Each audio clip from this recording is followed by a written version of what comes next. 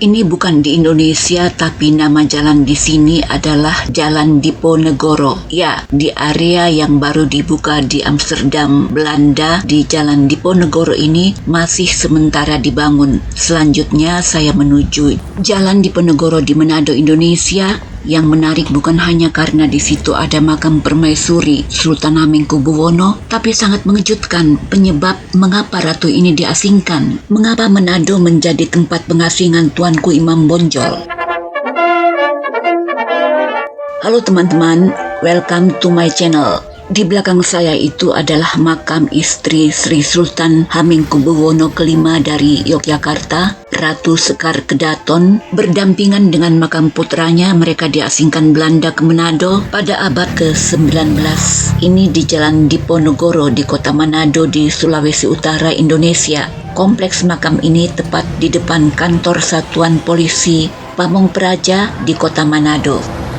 Seberapa berbahaya seorang janda seperti istri Hamengkubuwono kelima sehingga ia diasingkan Belanda ke Manado? Peristiwa ini bermula dari kejadian di Istana Yogyakarta 5 Juni 1855.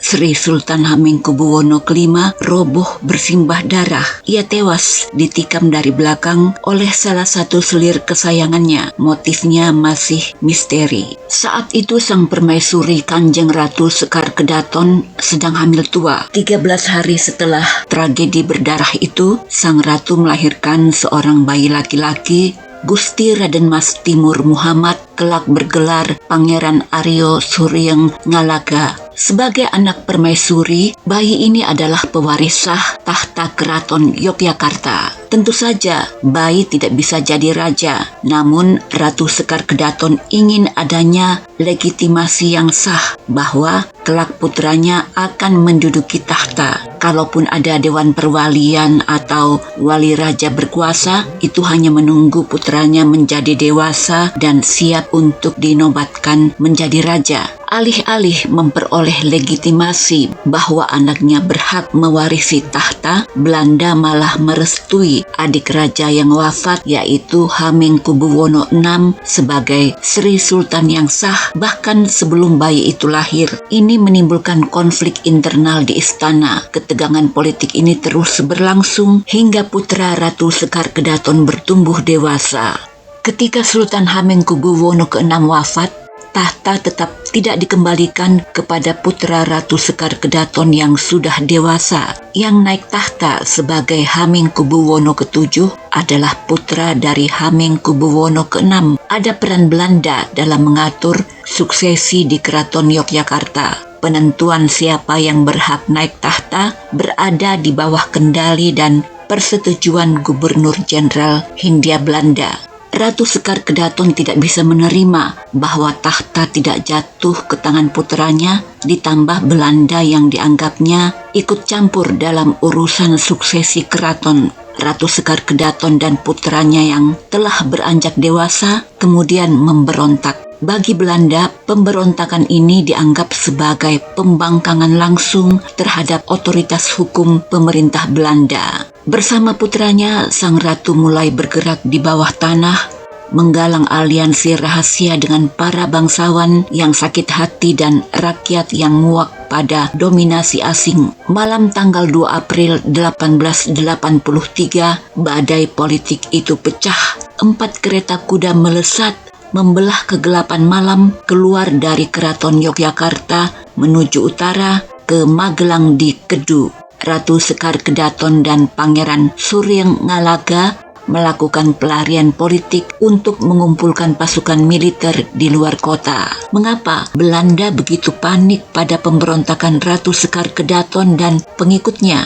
Karena perang Diponegoro tahun 1825 sampai 1830 masih segar dalam ingatan dan perang itu membangkrutkan Belanda. Ratu Sekar Kedaton sendiri adalah putri kandung panglima perang legendaris kepercayaan Pangeran Diponegoro, yaitu Pangeran Sentot Prawirodirjo. Adapun pangeran muda yang memberontak bersama ibunya ini dari garis ayah, ia adalah cucu keponakan Pangeran Diponegoro. Di mata Belanda, ini bukan sekadar pelarian keluarga keraton. Ini ibarat kebangkitan kembali dinasti Diponegoro. Belanda menilai jika perlawanan Sekar Kedaton dan para pengikutnya dibiarkan, ini bisa mengganggu keamanan umum dan berpotensi meruntuhkan sistem kendali yang sudah mereka bangun di Yogyakarta. Pasukan kolonial kemudian mengejar rombongan ratu dan putranya hingga ke kaki Gunung Merapi. Saat rombongan ratu terkepung, tidak bisa lagi mundur karena terhalang jurang dan sungai. Akhirnya mereka menyerah kepada pasukan Belanda. Mereka dibawa kembali ke Yogyakarta. Ratu Sekar Kedaton, putranya dan rombongannya diberangkatkan dengan kapal uap Cirebon, resmi dibuang ke Manado pada pertengahan April 1883. Beberapa tahun kemudian, tahun 1901, Pangeran Aryo Suryeng Ngalaga justru wafat jauh lebih dulu daripada ibunya, yaitu dalam usia 45 tahun, tahun 1901.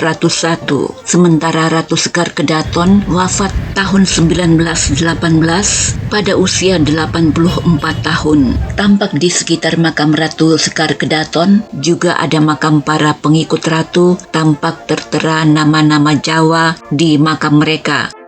Ketika para bangsawan dari Yogyakarta ini dibuang ke Manado, mereka kemudian berasimilasi dengan penduduk setempat, terjadi perkawinan campuran. Keturunan mereka tidak lagi menggunakan gelar kebangsawanan, tapi masih menyimpan silsilah keturunan bangsawan Yogyakarta. Tampak berdekatan dengan makam Ratu Sekar Kedaton, ada juga makam pejuang Banten, namanya Syekh Muhammad Arsyad Tawil atau Kitawil. Ia dibuang Belanda ke Manado karena memimpin pemberontakan petani Banten disebut Geger Cilegon tahun 1888. Ini adalah pemberontakan petani terbesar di Hindia Belanda abad 19. Nah, sekarang saya menuju wilayah di luar kota Manado bernama Pineleng, tempat dimakamkan Tuanku Imam Bonjol, pahlawan dari Pasaman, Sumatera Barat. Dari kota Manado ke makam Tuanku Imam Bonjol, naik mobil sekitar 20 menit. Nah, ini kompleks makam Tuanku Imam Bonjol. Suasananya hijau, bersih dan rapi. Makamnya tampak dibangun megah dengan arsitektur bergaya Minangkabau. Di dekat makam ditunjukkan tempat Tuanku Imam Bonjol biasa sholat. Ketika Tuanku Imam Bonjol tiba di Karisidenan Manado pada akhir tahun 1841, ia didampingi pengawal yang ditugaskan Belanda, namanya Apolos Minggu, seorang kopral kenil asal Maluku. Pengawal ini kemudian menjadi murid setia Tuanku Imam Bonjol. Ia masuk Islam dan menikah dengan wanita Minahasa. Keturunan mereka kemudian sampai saat ini menjaga dan merawat makam Tuanku Imam Bonjol. Pengawal tadi menikah dengan Wilhelmina Parengkuan, putri dari seorang pemimpin adat setempat, yaitu Paul Frederick Parengkuan. Pernikahan pengawal dan wanita Minahasa tadi menjadi jembatan sosiologis yang membuat kehadiran para tokoh muslim buangan kolonial dapat diterima secara sangat baik, terhormat dan harmonis oleh masyarakat adat setempat. Tuanku Imam Bonjol adalah sosok ulama karismatik sekaligus panglima tertinggi dalam Perang Padri tahun 1803 sampai tahun 1838 di Sumatera Barat. Tuanku Imam Bonjol berusia panjang. Ia wafat dalam usia 92 tahun di desa Lota ini. Ada pertanyaan, mengapa beberapa tokoh pejuang dibuang Belanda ke Sulawesi Utara? Pertanyaan ini juga berlaku sama kepada tokoh pejuang asal Sulawesi Utara.